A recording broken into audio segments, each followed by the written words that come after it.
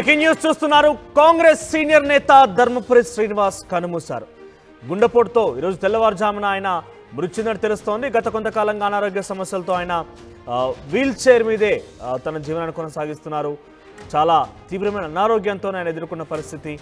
ఏదేమైనా కూడా చాలా రాజకీయ బుద్ధండు, సీనియర్ రాజకీయవేత్త, కాంగ్రెస్ పార్టీకి దిశానిర్దేశం చేసి ఒకప్పుడు 2004-09లో కూడా చాలా క్రియాశీలకంగా పిసిసి అధ్యక్షుడిగా పనిచేస్తూ అధికారంలోకి కాంగ్రెస్ పార్టీని తీసుకోవడంలో క్రియాశీలక పాత్ర పోషించినటువంటి డి శ్రీనివాస్ ఈరోజు ఉదయం తెల్లవారుజామున 3 గంటలకి ఆయన కనుమూశారు. ఉమ్మడి ఏపీలో ఆయన పిసిసి చీఫ్గా పనిచేశారు. వైఎస్ హయాంలో మంత్రిగా కూడా పనిచేశారు డి శ్రీనివాస్. హైదరాబాద్లోని నివాసంలో ఆయన ప్రస్తుతం పార్థివ దేహం ఉంది. ఇక డిఎస్ ఇంటికి కాంగ్రెస్ శ్రేణులు భారీ ఎత్తున చేరుకుంటున్నారు. ఐ మిస్ యూ డాడీ అంటూ కూడా ఎంపీ అరవింద్ ట్వీట్ చేశారు. సాయంత్రం నిజామాబాద్కు డిఎస్ భౌతిక కాయం చేరబోతోంది. రేపు నిజామాబాద్లో డిఎస్ అంత్యక్రియలు జరగబోతున్నాయి. ఒకప్పుడు కాంగ్రెస్ పార్టీకి చాలా తీవ్రమైనటువంటి సంక్షోభం ఎదుర్కొంది. కాంగ్రెస్ పార్టీ అసలు ఇక అధికారంలోకి రాలేదు. ఎందుకంటే తెలుగు జాతి ఆత్మగౌరవం కోసం అప్పుడు ఏర్పాటైనటువంటి అన్నగారు ఎన్టీఆర్ పార్టీని ఎదురొడ్డి ఆ పార్టీని ఇక్కడ లేకుండా చేసి తిరిగి కాంగ్రెస్ పార్టీని ఉమ్మడి ఆంధ్రప్రదేశ్లో అధికారంలోకి తీసుకురావడం కోసం డి శ్రీనివాస్ ఒక మహోత్తరమైనటువంటి ఉద్యమంలాగానే ఆ రోజు చేశారు. 2004లో 2009లో 2 సార్లు అధికారంలోకి కాంగ్రెస్ పార్టీ రావడం కోసం ఆయన తీవ్రంగా కృషి చేశారు కూడా. ఇన్ఫ్యాక్ట్ 2004లో మొదటిసారి కాంగ్రెస్ పార్టీ అధికారంలోకి వచ్చిన తర్వాత ఆయనే ముఖ్యమంత్రి అభ్యర్థి అన్న తరహాలో డెఫినెట్గా ప్రచారం జరిగింది. ఆ స్థాయిలో పెద్ద ఎత్తున ఆయన కూడా ఒక క్రెడిబిలిటీని సంపాదించగలిగాడు. కానీ అనూహ్యంగా వైఎస్ రాజశేఖర రెడ్డి ఆ స్థానాన్ని భర్తీ చేశాడు. ముఖ్యమంత్రిగా వైఎస్ రాజశేఖర రెడ్డి ఆ రోజు కుర్చీ నెక్కిన పరిస్థితి. ఇక అప్పటి నుంచి కూడా డి శ్రీనివాస్ రాజకీయాల్లో చాలా యాక్టివ్గా ఉన్నారు. మంత్రిగా పనిచేశారు. వైఎస్ రాజశేఖర రెడ్డి హయాంలో హైయర్ ఎడ్యుకేషన్ శాఖ మంత్రిగా కూడా పనిచేశారు. సో 2009లో ఆయన మంత్రివర్గంలోకి రాజశేఖర రెడ్డి తీసుకోవడం జరిగింది. 1989లో ఆయన మొదటిసారిగా నిజామాబాద్ అర్బన్ నియోజకవర్గం నుంచి ఎమ్మెల్యేగా పోటీ చేసి గెలుపొందారు. ఆ తర్వాత జరిగినటువంటి 1999 ఎన్నికల్లో 2004, 2009 ఎన్నికల్లో ఆయన గెలుపొందిన పరిస్థితి. ఇక అప్పటి నుంచి కూడా ఆయన 2014లో ఓడిపోయారు. ఆ తర్వాత ఇప్పుడు పోటీ చేయలేదు. గత కొన్నేళ్లుగా ఆయన రాజ్యసభ సభ్యుడిగా బీఆర్ఎస్ పార్టీ తరఫున రాజ్యసభ సభ్యుడిగా ఆయన పదవి బాధ్యతలు చేపట్టారు. ఆయన పదవీ కాలం దాదాపుగా ముగుస్తుందనే సమయంలో తిరిగి ఆయన సొంత గుటికి చేరిపోయారు. కాంగ్రెస్ పార్టీ కండువా కప్పుకున్నారు. అయితే ఇద్దరు కుమారులను కూడా రాజకీయాలకి తీసుకురావాలని ఒక దృఢ నిశ్చయం ఆయన ఉన్నప్పటికీ పెద్ద కుమారుడు సంజయ్ని కేవలం నిజామాబాద్ మేయర్గా గతంలో ఆయన పనిచేశారు. ప్రస్తుతం చిన్న కుమారుడు డి అరవింద్, ధర్మపురి అరవింద్గా పేరొందిన వ్యక్తి బీజేపీ తరఫున వరుసగా 2 సార్లు 2018, 2019, 2024 వరుసగా 2 సార్లు నిజామాబాద్ ఎంపీగా గెలుపొందారు. ఒక చాలా సీనియర్ రాజకీయవేత్త ఆయన ఇప్పుడు లేరనేది చాలామంది కూడా కలిచివేస్తోంది. ఎందుకంటే పార్టీలకు అతీతంగా డి శ్రీనివాస్ అంటే అందరికీ కూడా సుపరిచితుడే. బీసీ వర్గాల్లోంచి ఇంతటి స్థాయికి ఎదిగినటువంటి వ్యక్తి ఆయన. సో అందరికీ ఆదర్శప్రాయుడిగా ఉండేవాడు. కానీ ఈరోజు ఆయన లేరనేటువంటి వార్త రాజకీయాల్లో ఒక్కసారిగా అందరినీ కూడా కలిసివేస్తోంది. అయితే గత కొంతకాలంగా అనారోగ్యం పాలవుతూ ఆయన మంచాన పడ్డారు. కేవలం వీల్ చైర్కే పరిమితమయ్యారు. ఇన్ఫ్యాక్ట్ కాంగ్రెస్ పార్టీలో ఆయన చివరి నిమిషంలో చేరిన నేపథ్యంలో కూడా తన పెద్ద కుమారుడు సంజయ్తో వచ్చి చేరారు ఆయన. సో ఆ నేపథ్యంలో కూడా కొంత వివాదమైంది. సో ఇన్ఫ్యాక్ట్ ఆ రోజు కూడా గాంధీ భవన్కి వచ్చినప్పుడు తన సొంత ఇంటికి వచ్చానట్టుగా ఉంది అంటూ కూడా ఆయన మెన్షన్ చేస్తూ మాట్లాడారు. కొంత అనారోగ్య కారణంగా చాలా కాలంగా ఆయన అటు మీడియాకి ఇటు రాజకీయాలకి దూరంగానే ఉంటున్నారు. ఇక ఆ రోజు గాంధీ భవన్కి వచ్చినప్పుడు కూడా పెద్దగా ఆయన మాటల్లో కొంత అనారోగ్య కారణంగా స్పష్టత లేకపోయినప్పటికీ ఆయన చివరిగా నా సొంత ఇంటికి వచ్చినట్టుగా ఉన్నట్టుగా ఆయన మాట్లాడుతున్నట్టుగా తన పెద్ద కుమారుడు సంజయ్ చెప్పడం జరిగింది.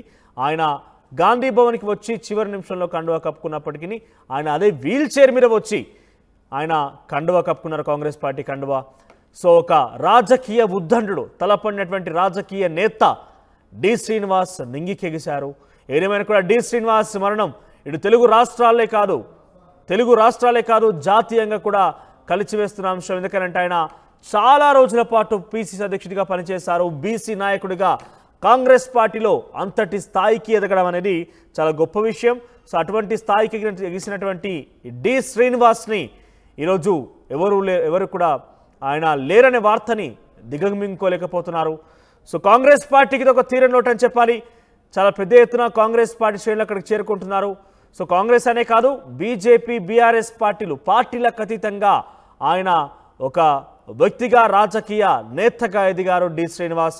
సో ప్రస్తుతం ఆయన పార్థివ దేహం హైదరాబాద్లోని తన నివాసం వద్దే ఉంది. సాయంత్రం కల్లా నిజామాబాద్ని తన పార్థివ దేహం తీసుకెళ్లే అవకాశం ఉంది. అయితే బహుశా రేపు తన అంత్యక్రియలు పూర్తి అవకాశం కనబడుతోంది. సో ప్రస్తుతానికైతే ఆయన మరణం పట్ల ఇటు ప్రభుత్వం నుంచి ఎటువంటి రియాక్షన్స్ అయితే రాలేదు. ఎందుకంటే ఆయన కాంగ్రెస్ పార్టీలో చాలా సుదీర్ఘమైనటువంటి అనుభవం ఉన్న వ్యక్తి. ప్రస్తుతం అధికారంలో కాంగ్రెస్ పార్టీ ఉంది. సో అధికారంలో కాంగ్రెస్ వచ్చిన తర్వాత ఏనాడు ఆయన కానీ లేదంటే కాంగ్రెస్ శ్రేణులు కానీ ఒకరికొకరు తారసపడ్డట్టుగా కలిసినట్టుగా ఎక్కడ కూడా కనబడలేదు. గత కొంతకాలంగా అనారోగ్య పాలు అవడంతోనే ఆయన మంచాన్నే పడ్డారు. సో అప్పుడప్పుడు తరచుగా కొన్ని సందర్భాల్లో అరవింద్ ధర్మపురి ట్విట్టర్ రూపంలో కానీ ఫేస్బుక్ రూపంలో కానీ ఆయన తన తండ్రి వీడియోస్ షేర్ చేస్తుండేవాడు. గత జ్ఞాపకాలను అప్పుడప్పుడు కూర్చుని ఆయన కాస్త ముచ్చటిచ్చినట్టుగా ఆయన షేర్ చేస్తూ ఉండేవారు. ఒకసారి మాట్లాడడం ఇదే అంశానికి సంబంధించిన ప్రతినిధి మధు ఫోన్ సిద్ధంగా ఉన్నారు. ఎస్ మధు, సో రాజకీయ ఉద్దండుడు, తలపండినటువంటి రాజకీయ నేత, ఇక ఎన్ని చెప్పినా కూడా డి శ్రీనివాస్ విషయంలో చాలా తక్కువ అని చెప్పాలి. ఎందుకంటే ఆ రోజు సంక్షేమంలో ఉన్నటువంటి కాంగ్రెస్ పార్టీ అధికారం తీసుకోవడంలో చాలా కీలక పాత్ర పోషించారు. బీఆర్ఎస్లో కూడా ఆయన రాజ్యసభ సభ్యుడిగా పనిచేశారు. ఇప్పుడు ఆయన లేని విషయాన్ని ఎవరు కూడా జీర్ణించుకోలేకపోతున్నారు. అప్డేట్స్ ఏంటి, ఆయన దగ్గరికి ఎవరెవరు చేరుకుంటున్నారు, తదుపరి కార్యాచరణ ఏంటి? కాంగ్రెస్ సంబంధించిన సీనియర్ నేత కాబట్టి రాజ్యసభ సభ్యులుగా పనిచేశారు. ఆయనకు నిజామాబాద్ నుంచి రాష్ట్ర వ్యాప్తంగా ఉమ్మడి ఆంధ్రప్రదేశ్గా జాతీయ స్థాయిలో చాలా పరిచయాలు ఉన్నాయి నేతలుగా. సో ఆయన 3 గంటలకు తెల్లవారుజామున 3 గంటలకు చనిపోయారు. కుటుంబ సభ్యులు కూడా కన్ఫర్మ్ చేశారు. కొత్త కాలం నుంచి కూడా అనారోగ్యంగా ఉన్నారు, ఆసుపత్రిలో చికిత్స తీసుకుంటున్నారు. మనం గతంలో చూసాం, 2 సార్లు ఆరోగ్య పరిస్థితి క్షీణించడంతో ఆసుపత్రిలో చేర్చారు, చికిత్స అందించారు. తర్వాత తదుపరి కొంచెం ఆరోగ్యం మెరుగుపడిన తర్వాత ఇంటికి తీసుకొచ్చారు. ఇంటి దగ్గర కూడా పూర్తి స్థాయిలో వైద్యుల పర్యవేక్షణలో ఆయన గత కొంతకాలంగా ఉంటున్నారు. ఎక్కువ సమయం ధర్మపురి అరవింద్ ఎంపీ, నిజామాబాద్ ఎంపీ కూడా తండ్రితో గడిపే ప్రయత్నం చేస్తా ఉన్నారు. ఆయనతో మాట్లాడడం కానీ, ఆయనకు ధైర్యం చెప్పడం కానీ, ఆయనతో మాట్లాడుతూ ఎక్కువగా యాక్టివ్ చేయడం కానీ ఇలాంటి కార్యక్రమాలన్నీ చేశారు. కానీ అనారోగ్య కారణాల వల్ల గుండెపోటుతో ఆయన చనిపోయినటువంటి సిచ్యువేషన్ ఉంది. నిజామాబాద్ జిల్లాకు చెందినటువంటి వాస్తవ్యులు కాబట్టి గతంలోనే కాంగ్రెస్ పార్టీలో చాలా క్షేత్రస్థాయి నుంచి ఈ స్థాయి పిసిసి ప్రెసిడెంట్ వరకు ఎదిగారు. ఆయన ఉమ్మడి ఆంధ్రప్రదేశ్ లో కూడా మంత్రిగా పనిచేశారు, పిసిసి అధ్యక్షుడిగా పనిచేసినటువంటి అనుభవం ఉంది ఆయనకు. రాష్ట్ర విభజన తర్వాత మాత్రం విడిపోయిన తర్వాత 2015 తర్వాత బీఆర్ఎస్ పార్టీలో చేరి రాజ్యసభ సభ్యుడిగా మారినటువంటి పరిస్థితి. ఆయనకు నిజంగానే 2 కుమారులు, సంజయ్ ప్లస్ అరవింద్, ఒకరు మేయర్ గా పనిచేశారు, అరవింద్ 2 సార్లు ఎంపీగా పనిచేస్తున్నటువంటి సిచ్యువేషన్ ఉంది. 1948లో 1948 సెప్టెంబర్ 27న డి శ్రీనివాస్ జన్మించారు. నిజాం కాలేజీ నుంచి డిగ్రీ పూర్తి చేశారు. 1989లో కాంగ్రెస్ పార్టీ తరఫున బరిలోకి దిగిన ఆయన నిజామాబాద్ అర్బన్ నుంచి తొలిసారి అసెంబ్లీకి ఎన్నికయ్యారు. తర్వాత 1999, 2004లో ఎమ్మెల్యేగా గెలిచారు. 1989 నుంచి 94 వరకు గ్రామీణాభివృద్ధి ఐ&పిఆర్ మంత్రిగా, 2004 నుంచి 2008 వరకు ఉన్నత విద్య, అర్బన్ ల్యాండ్ సీలింగ్ శాఖల మంత్రిగా కూడా ఆయన పనిచేసినటువంటి అనుభవం ఉంది. 2004, 2009 ఎన్నికల సమయంలో పిసిసి అధ్యక్షుడిగా ఉన్నారు. 2004లోనే బీఆర్ఎస్ కాంగ్రెస్ పొత్తులో చాలా కీలకంగా వ్యవహరించారు. ఆ పొత్తుకు సంధానకర్తగా డి శ్రీనివాసే ఉన్నారు. ధర్మపురి అరవింద్ ఇనిషియేట్ తీసుకుని కేసీఆర్ తో మాట్లాడి ఈ పొత్తు ఖరారు చేయడం అనేటువంటిది అప్పుడు చాలా రాజకీయాల్లో సంచలనంగా మారింది. ఆ సమయంలో కాంగ్రెస్, బీఆర్ఎస్, అప్పుడున్నటువంటి టీఆర్ఎస్ ఉద్యమ పార్టీ పొత్తులో అప్పుడు అధికారంలోకి రావడంలో కాంగ్రెస్ పార్టీ కీలకంగా వ్యవహరించారు. వయసుతో కలిసి కూడా చాలా కీలకంగా పనిచేసినటువంటి అనుభవం ఉంది. సో ఇవన్నీ గుర్తు చేసుకుంటున్నారు రాజకీయంగా. సోనియా గాంధీకి అత్యంత విశ్వాసపాత్రుడుగా ఉమ్మడి ఆంధ్రప్రదేశ్ నుంచి ఉన్నటువంటి వ్యక్తులలో డి శ్రీనివాస్ చాలా కీలకం. ప్రణబ్ ముఖర్జీ, సీనియర్ నేతలు, ఇట్లా చాలా మందితో సన్నిహిత సంబంధాలు ఉన్నాయి. అహ్మద్ పటేల్ అప్పుడున్నటువంటి కావచ్చు, గులాం నబీ ఆజాద్, ప్రణబ్ ముఖర్జీ, వీళ్ళందరితో చాలా సన్నిహిత సంబంధాలు ఆయన మెయింటైన్ చేశారు. దిగ్విజయ్ సింగ్, సో ఇలా పెద్ద పెద్ద నేతలతో, కాంగ్రెస్ పార్టీ నేతలతో, ఉత్తరులతో ఆయన కొన్ని ర్యాపో మెయింటైన్ చేశారు. ఉమ్మడి ఆంధ్రప్రదేశ్కి రావాల్సినటువంటి నిధుల విషయంలో కావచ్చు, తర్వాత ఇక్కడ పార్టీకి సంబంధించినటువంటి వ్యవహారాలలో మళ్ళీ మీకు సంప్రదిస్తాను. ఓవరాల్ గా నిజామాబాద్కు సంబంధించినటువంటి రాజకీయవేత్తగా ఆయన నిజామాబాద్ అర్బన్ నియోజకవర్గం నుంచి మొదటిసారిగా ఆయన ఎమ్మెల్యేగా గెలుపొందారు 1989లో, తర్వాత 99, తర్వాత 2004 3 సార్లు ఎమ్మెల్యే గెలుపొందారు. ఒకసారి ఎంపీగా బీఆర్ఎస్ పార్టీ తరఫున రాజ్యసభ సభ్యుడిగా ఆయన పనిచేశారు. చాలా సుదీర్ఘమైనటువంటి రాజకీయ అనుభవం ఉన్న వ్యక్తి ఆయన. సో కాంగ్రెస్ పార్టీలో ఈ రోజు ఉన్నటువంటి సీనియర్లు అంటే కొంతమంది పార్టీని కూడా విడిపోయారు. గులాబ్ నబీ ఆజాద్ కావచ్చు, లేదంటే ఇప్పుడు కాంగ్రెస్ పార్టీలో కొనసాగుతున్న దిగ్విజయ్ సింగ్, జైరామ్ రమేష్, వీళ్ళందరూ కూడా చాలా అత్యంత ప్రీతిపాత్రుడిగా, విశ్వాసపాత్రుడిగా, లాయల్గా, పార్టీకి లాయల్ పొలిటీషియన్గా, చాలా డిగ్నిఫైడ్ పొలిటీషియన్గా ఆయన మెయింటైన్ చేశారు. ఇన్ఫ్యాక్ట్ మంచికి మంచి, చెడుకు చెడినట్టుగా డి శ్రీనివాస్ కొంత మాస్ లెవెల్ కూడా ఉండేది. ఒకసారి నిజామాబాద్ నుంచి ప్రతినిధి గంగారెడ్డి లైవ్లో సిద్ధంగా ఉన్నారు. గంగారెడ్డి, సో అక్కడ సిచ్యువేషన్ ఎట్లా ఉంది? ఈ వార్త విన్న తర్వాత అక్కడ రాజకీయవేత్తలు కావచ్చు, లేదంటే సామాన్య ప్రజలు కావచ్చు, ఏమనుకుంటున్నారు? అక్కడ ఎటువంటి పరిస్థితి ఉంది ప్రస్తుతానికైతే? మనోజ్, డి శ్రీనివాస్ లేని లోటు నిజామాబాద్ జిల్లా ప్రజలకు చాలా తెలిసి వస్తుంది. ఎందుకంటే డి శ్రీనివాస్ నిజామాబాద్ జిల్లా ప్రజలకు సుపరిచితులు. తెలంగాణ ఏర్పడక ముందు ఉమ్మడి ఆంధ్రప్రదేశ్ లో రెండు పర్యాయాలు పిసిసిగా చేశారు. 2 సార్లు ఉమ్మడి ఆంధ్రప్రదేశ్ లో కాంగ్రెస్ పార్టీ అధికారంలో రావడానికి కీలక పాత్ర పోషించారు. వైఎస్ రాజశేఖర రెడ్డితో పాటు కలిసి సేవలు అందించి కాంగ్రెస్ పార్టీకి ఎన్నో సేవలు అందించారు. డి శ్రీనివాస్ మొత్తం 1948లో జన్మించాడు. వేల్పూర్ గ్రామం డి శ్రీనివాస్, అక్కడి నుంచి స్వగ్రామం నుంచి ఆయన పూర్తిగా అక్కడి నుంచి రాజకీయ ప్రస్థానం చాలా అయింది. ఆ అర్గుల్ రాజారాం శిష్యుడిగా సేవల పేరు పొందిన డి శ్రీనివాస్ ఒకే సామాజిక వర్గం, అర్గుల్ రాజారాం సామాజిక వర్గానికి చెందిన మున్నూరు కాపు సామాజిక వర్గం. అందులోనే డి శ్రీనివాస్ అర్గుల్ రాజారాం ప్రియ శిష్యుడిగా పేరు పొందారు. అదే కోణంలో కూడా డి శ్రీనివాస్ మొత్తంగా నిజామాబాద్ జిల్లాకు సుపరిచితులయ్యారు. మొదటగా డిసిసిబి బ్యాంకులో, అదే కోఆపరేటివ్ బ్యాంకులో మేనేజర్ గా పనిచేసిన డి శ్రీనివాస్ తర్వాత రాజకీయ ప్రస్థానం మొదలైంది.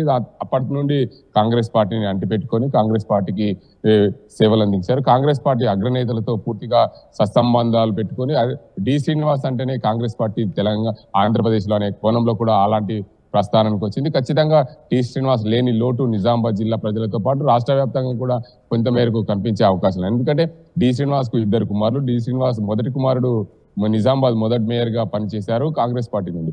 రెండవ కుమారుడు రెండవసారి నిజామాబాద్ ఎంపీగా పనిచేస్తున్నారు ధర్మపురి అరవింద్. ధర్మపురి అరవింద్ కు డి శ్రీనివాస్ కు అత్యంత సన్నిహిత సంబంధాలు. ఎప్పుడు కూడా నాన్న నా వెంటే ఉంటాడని చెప్పి ట్విట్ చేసిన, అదైతే ఎక్స్ లో కూడా ఈ రోజు చేసిన పరిస్థితి. ఎక్స్ వేదికగా కూడా నాన్న నాతోనే ఉన్నాడు, నాన్న మీరు ఎక్కడికి పోలేదని కూడా నిజామాబాద్ ఎంపీ ధర్మపురి అరవింద్ పేర్కొనడం దానికి అంతటి కూడా ప్రాధాన్యత సంతరించుకుంది. నిజామాబాద్ జిల్లాకు ఎంతో సేవలు అందించిన డి శ్రీనివాస్ తెలంగాణ ఏర్పడ్డ తర్వాత కాంగ్రెస్ పార్టీని విడిచి బీఆర్ఎస్ పార్టీలో చేరడం, దాంట్లో రాజ్యసభ సభ్యుడిగా సేవలు అందించారు. తదనంతరం మొన్న జరిగిన అసెంబ్లీ ఎన్నికల్లో పెద్ద కుమారుడు సంజయ్ తో పాటు నేను కూడా కాంగ్రెస్ లోకి వస్తున్నానని చెప్పి కొంత తర్జన భర్జనగా జరిగినప్పటికీ కూడా డి శ్రీనివాస్ తన వెంటే ఉన్నాడు.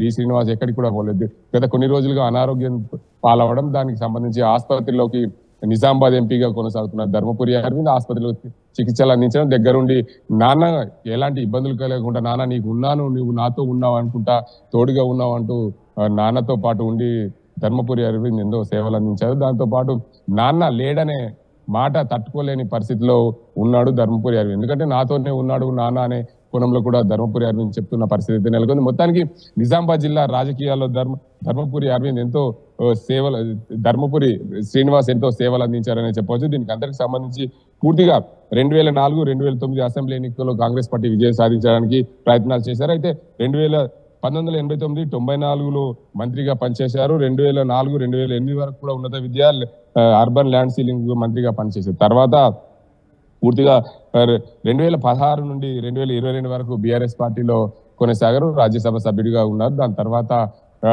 పూర్తి స్థాయిలో కాంగ్రెస్ పార్టీ ఆయన ఆరోగ్యం క్షీణించడంతో ఏ పార్టీకి సంబంధం లేకుండా ఉన్న నేపథ్యంలో గత కొన్ని రోజులుగా గంగారెడ్డి ఏ సమయానికి ఆయన పార్థివ దేహాన్ని తిరిగి నిజామాబాద్ తీసుకొచ్చే అవకాశం ఉంది? అక్కడ ప్రజలు కానీ ఇతర రాజకీయవేత్తలు కానీ ఏమనుకుంటున్నారు?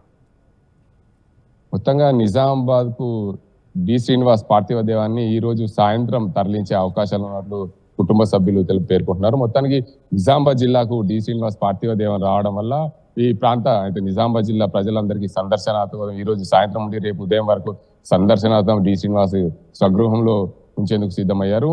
నిజామాబాద్ జిల్లా శ్రేణులు ఎవరైతే డి శ్రీనివాస్ కు అత్యంత సన్నిహితులు, పాత్రులు, అభిమానులు, కార్యకర్తలు ఎవరైతే ఉన్నారో వారందరూ కూడా డి శ్రీనివాస్ పార్థివ దేహాన్ని చూసేందుకు తరలివస్తారు. ఆ ప్రాంతంలో కూడా పూర్తిగా నిజామాబాద్ జిల్లాలో అయితే విషాద ఛాయలు అనుకున్నాయని చెప్పచ్చు మనవచ్చు. రైట్. అంటే అక్కడ రాజకీయంగా చాలా సుదీర్ఘమైనటువంటి రాజకీయవేత్త, అంటే బహుశా బీసీ వర్గాల నుంచి ఇంతటి స్థాయికి వచ్చిన వ్యక్తి డి శ్రీనివాస్. సో అటువంటి డి శ్రీనివాస్ మరణ వార్త విన్న తర్వాత తన కుటుంబీకులు కావచ్చు, అభిమానులు కావచ్చు, ఎటువంటి ఆందోళన ఉంది? అక్కడ తన నివాసం వద్ద ఎటువంటి ఏర్పాట్లు చేస్తున్నారు? అయితే డి శ్రీనివాస్ హైదరాబాద్ లో తుది శ్వాస 3:30 ప్రాంతంలో తుది శ్వాస విడడం, ఆయన పార్థివ దేహాన్ని ఈ రోజు సాయంత్రం నిజామాబాద్ కు తరలిస్తారని చెప్పిన నేపథ్యంలో ఇంటి వద్ద ఆయన కుటుంబ సభ్యులతో పాటు ఆయన కార్యకర్తలు, ఆయన సన్నిహితులు కూడా ఇంటి వద్ద అన్ని ఏర్పాట్లు అయితే చేస్తున్నారు. డి శ్రీనివాస్ లేని లోటు మా నిజామాబాద్ జిల్లాకు ఎంతో ఇబ్బందిగా, అందుకని ఆయన లేని లోటు ఎవరు పూడ్చలేని పరిస్థితి. ఎందుకంటే మున్నూరు కాపు సామాజిక వర్గం నుండి అర్గుల్ రాజారాం ప్రియ శిష్యుడిగా పేరొందిన అర్గుల్ రాజారాంతో సన్నిహితంగా ఉంటూ ఆయన రాజకీయాల గురువుగా ఎంచుకున్న డి శ్రీనివాస్ అర్గుల్ రాజారాంతో పాటు ఆయన ఉన్న సేవలను కూడా నిజామాబాద్ జిల్లాలో అందించారు. నిజామాబాద్ జిల్లాతో పాటు ఉమ్మడి రాష్ట్రంలో ఎంతో సేవలు అందించారు. డి శ్రీనివాస్ అంటే తెలియని వారెవరు ఉండరనే చెప్పుకోవచ్చు. డి శ్రీనివాస్ లేని లోటు ఆయన కార్యకర్తలకు, ఆయన అభిమానులకు ఎంతో దిగ్భ్రాంతి చెందింది. అయితే ఆ డి శ్రీనివాస్ పార్థివ దేహానికి సంబంధించి పూర్తిగా ఇంటి దగ్గర అన్ని ఏర్పాట్లు అయితే చేస్తున్నారు. దానికి సంబంధించి రాజకీయ నాయకులు కూడా ప్రముఖంగా ఆయన సన్నిహితులు, ఏ పార్టీలో ఉన్నవారైనా కూడా ఆయన లేని లోటు మర్చిపోలేమని చెప్తున్న పరిస్థితి నెలకొంది. Right, Gangareddy, will get back to again. ఈ ఓవరాల్గా డి శ్రీనివాస్, ధర్మపురి శ్రీనివాస్ అనే ఒక వ్యక్తి, ఒక చాలా సీనియర్ రాజకీయ నాయకుడు. ఆయన ముందు సుమారుగా ఆయన ఒక ఉద్యమంలాగా కాంగ్రెస్ పార్టీని తిరిగి అధికారులు తీసుకురావడంలో 2004లో చాలా క్రియాశీలక పాత్ర పోషించారు. దాదాపుగా ముఖ్యమంత్రి ఆయనే అనే స్థాయికి కూడా పెద్ద ఎత్తున ప్రచారం జరిగింది. కానీ చివరి నిమిషంలో వైఎస్ రాజశేఖర రెడ్డి ఆ స్థానాన్ని భర్తీ చేశారు, కుర్చీని కైవసం చేసుకున్నారు. ఇక తిరిగి రెండవసారి అధికారంలోకి వచ్చిన తర్వాత డి శ్రీనివాస్కి మంత్రి పదవిలో చోటు కల్పించడం జరిగింది. మంత్రి పదవిలో ఆయన హైయర్ ఎడ్యుకేషన్ శాఖ మంత్రిగా విధులు నిర్వర్తించారు. సో చాలా సుదీర్ఘమైన రాజకీయ అనుభవం ఉన్న వ్యక్తి. ఒకసారి ధర్మపురి అరవింద్ ట్వీట్ చేశారు. ట్వీట్కి సంబంధించి చూస్తే కనుక, అన్నా అంటే నేనున్నానని ఏ ఆపదలో అయినా ఆదుకునే సీన్ అన్నా ఇక లేరు. I will miss you daddy. నా తండ్రి, నా గురువు అన్నీ మా నాన్నే. ఎదురొడ్డి పోరాడి భయపడక నేర్పించింది మా నాన్నే. ఇక ప్రజలను ప్రేమించు, ప్రజల కొరకే జీవించు అని చెప్పింది మా నాన్నే.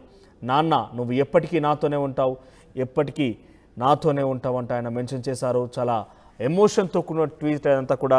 సో చాలా సుదీర్ఘమైనటువంటి రాజకీయ అనుభవం ఉన్న వ్యక్తి. ఇద్దరు కుమారులను కూడా ఒక స్థాయిలో నిలిపేందుకు చాలా తీవ్రమైన కృషి చేశారు.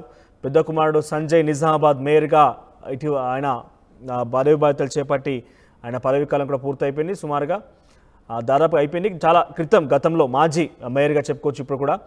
సో నిజామాబాద్ ఎంపీగా ధర్మపురి అరవింద్ విశిష్ట సేవలు అందిస్తున్నారు.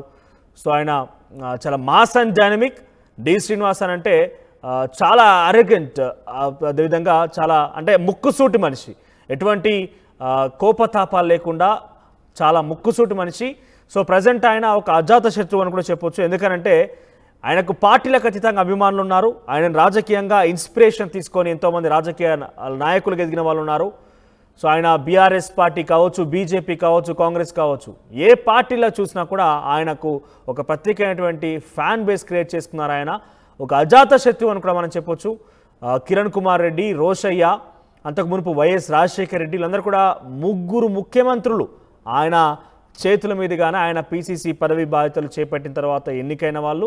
ఆయన మంత్రి పదవి వర్గంలో ఉన్నప్పుడు అందరూ కూడా సలహాలు, సూచనలు ఇస్తూ ఆంధ్రప్రదేశ్ ఉమ్మడి రాష్ట్రాన్ని గాడిన పెట్టే విషయంలో ఆయనది కూడా చాలా కీలకమైన పాత్ర అని చెప్పాలి. సో మొత్తం మీద డి శ్రీనివాస్ లేరు అనే ఒక వార్త విన్న తర్వాత రాజకీయ నాయకుల్లో, రాజకీయాల్లో కూడా ఒకసారిగా చర్చనీయాంశం అవుతుంది. గత కొంతకాలంగా అనారోగ్య పాలవుతూ ఆయన ఆసుపత్రిలో, ఆ తర్వాత మంచాన పడి ఉన్నప్పటికీ ఒకసారిగా లేరు ఇక పూర్తిగానే వార్త విన్న తర్వాత అందరు కూడా ఒకసారిగా ఆవేదన గురి చేసింది. అందరు కూడా ఆయన్ని లేని విషయాన్ని జీర్ణించుకోలేకున్న పరిస్థితి కనబడుతోంది. దీనికి సంబంధించి అప్డేట్స్ కొనసాగుతూనే ఉంటాయి. డి శ్రీనివాస్ ప్రస్తుతానికైతే ఆయన పార్థివ దేహం హైదరాబాద్లో ఉంది. తిరిగి సాయంత్రానికల్లా నిజామాబాద్ తన నివాసానికి డి శ్రీనివాస్ పార్థివ దేహాన్ని తీసుకువెళ్లే అవకాశం కనబడుతోంది.